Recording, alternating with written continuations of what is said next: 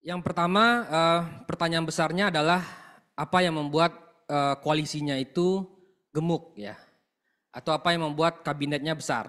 Atau apakah koalisi Pak Prabowo ini gemuk atau ternyata standar saja? Nah, ini pertanyaan penting. Yang pertama yang membuat kalau kita lihat ukuran gemuk itu biasanya koalisi yang majority itu dianggap dia lebih dari 50%. Itu dianggap koalisinya mayoritas ya. Itu berdasarkan komposisi kekuatan politik di DPR.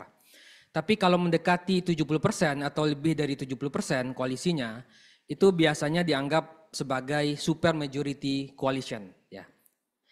Nah, kalau kita lihat apa yang membuat itu terjadi?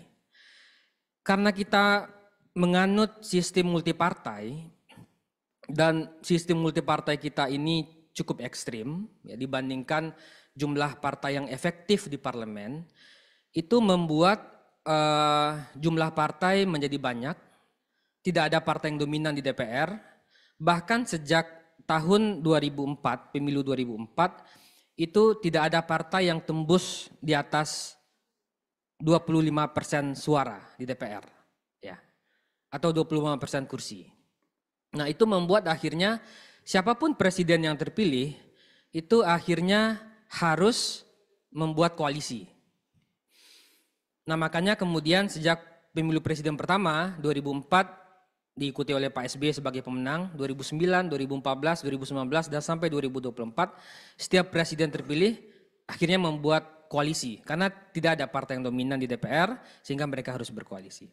Yang kedua, ada kekhawatiran presiden itu dimakzulkan, terutama sejak Presiden Gus Dur dimakzulkan dan digantikan oleh wakil presiden saat itu Bu Megawati.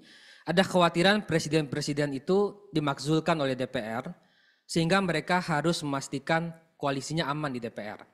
Meskipun kalau begitu sejak amandemen konstitusi itu syarat pemakzulan itu sangat ketat dan hampir tidak mungkin setelah amandemen presiden itu dimakzulkan.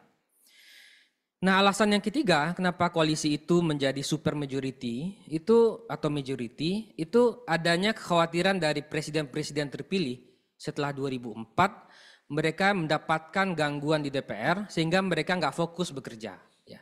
Gangguan itu bisa melalui hak angket. Ya. Kita melihat misalnya ketika zaman Gus Dur ada hak angket Bulog segala macam. Di zaman Pak SBY ada hak angket Senturi dan segala macam. Jadi masih ada kekhawatiran gangguan dari DPR. Nah, itu alasan isu pertama yang ingin saya bahas. Isu yang